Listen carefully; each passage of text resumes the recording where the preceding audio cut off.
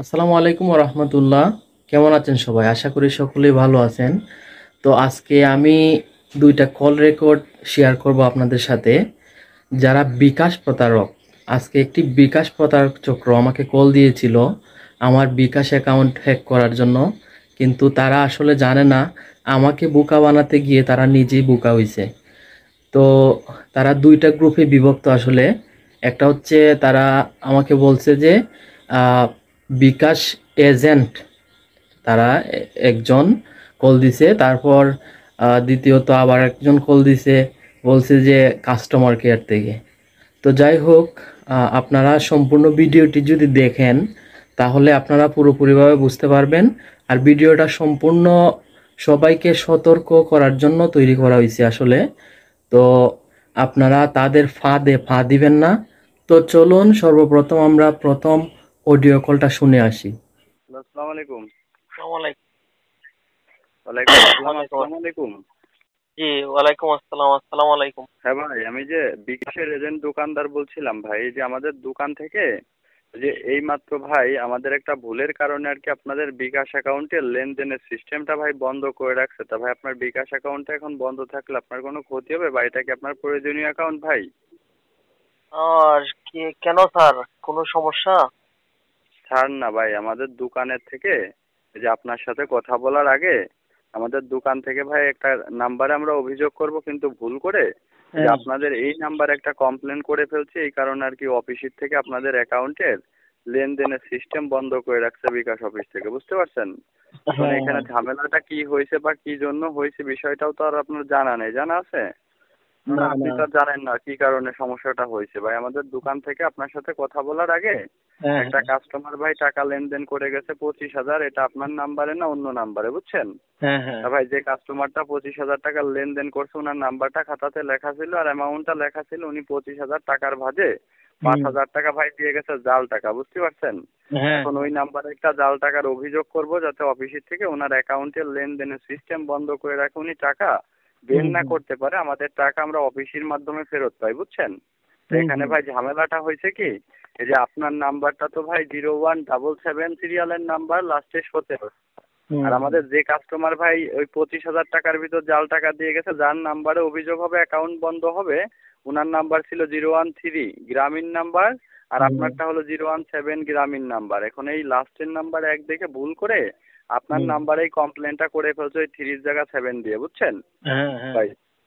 এখন ভাই অফিসের থেকে এই কারণে আর কি আপনাদের বিকাশ অ্যাকাউন্টে লেনদেনের সিস্টেমই ভাই বন্ধ করে রাখছে। আর 999 একটা জাল টাকার অভিযোগ করে ফেলছি ভাই। এখানে আপনি তো আর কোনো জাল টাকাও দেন নাই বা কোনো ক্ষতিও করেন না। এখানে আপনার হ্যাঁ, ক্ষতি হ্যাঁ। করে তো ভাই আমাদের কোনো লাভ নাই, লাভ আছে বলেন? না, না, না, এখন ঠিক আমাদের আছে। ভুলটা আমরা বুঝতে পেরে আপনার সাথে কথা বলার আগে আমি অফিসে কথা বলছি, বুঝছেন? আচ্ছা, অফিসের আচ্ছা। থেকে বলছিল যে ভাই এইভাবে তো আর অভিযোগটা তুলে নেওয়া সম্ভব না, আপনি যেহেতু ভুল করছেন আপনি ওই গ্রাহকের কল করে পুরো হ্যাঁ, হ্যাঁ, বিষয়টা ঠিক জানান আছে, আর ভুল ঠিক আছে। করার জন্য ক্ষমা চান, বুঝছেন?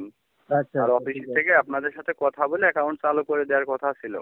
তা আচ্ছা। ভাই অফিসের থেকে কি আপনার ফোন দিছিল এই বিষয়ে, বা আপনি নিজে ফোন করে কথা বলে এটা সমাধান করে নিতে পারবেন যদি ফোন না দিয়ে থাকে? না, না, ফোন-টোন তো দেয় নাই।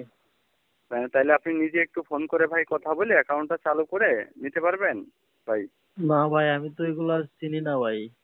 আচ্ছা ভাই, আমি তাহলে অফিসে আবারও বলে দিচ্ছি, হ্যাঁ?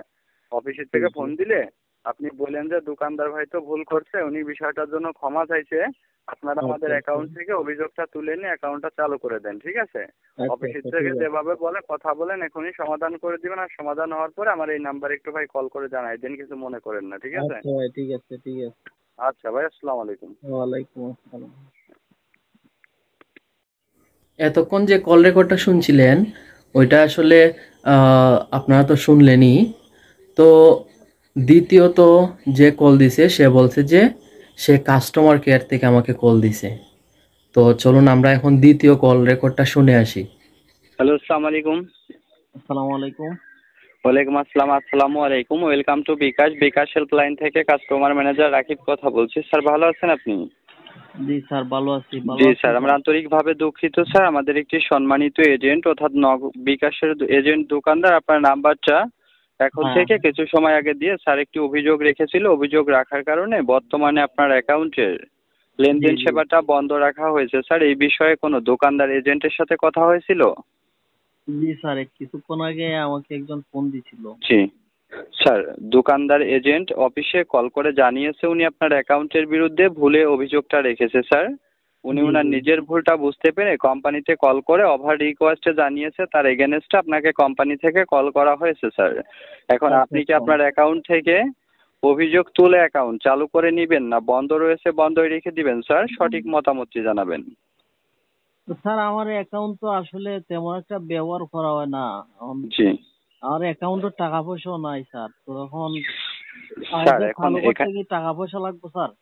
স্যার অবশ্যই এখানে আপনার অ্যাকাউন্টটা আপনি বন্ধ রাখলেও রাখতে পারেন, খোলা রাখলেও রাখতে পারেন, এটা আপনার একান্তই ব্যক্তিগত, বুঝতে পেরেছেন? তো দোকানদার ঠিক ভুল আছে স্যার, করেছে বন্ধ করে অফিসে। দেন স্যার, বন্ধ করে দেন, আচ্ছা, এটা তো আমার ঠিক টাকা আছে পয়সা স্যার। নাই। তো আপনারা তো বুঝলেনই আসলে তারা কেমন প্রতারক।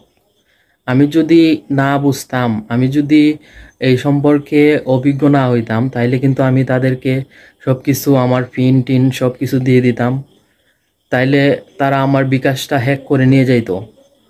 তো সবাইকে সতর্ক হওয়ার জন্য বলছি, আসলে কেউ যদি এরকমভাবে আপনাদের কাছে চায় পিন, বা কেউ যদি বলে যে আপনার বিকাশটা বন্ধ হয়ে গেছে, বিকাশের সার্ভিসটা চালু করতে হলে এটা করতে হবে, এটা করতে হবে, তাহলে সবার আগে আপনি আপনার বিকাশটা আগে চেক করে নেবেন।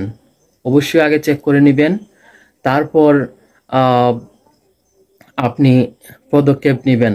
তবে কখনোই কাউকে কোনো পিন আপনি বলবেন না কলে, বা কাস্টমার প্রতিনিধি কখনোই আপনার কাছে কোনো পিন চাইবে না। ঠিক আছে? তা আপনারা সতর্ক থাকবেন, ভালো থাকবেন, সুস্থ থাকবেন। আসসালামু আলাইকুম।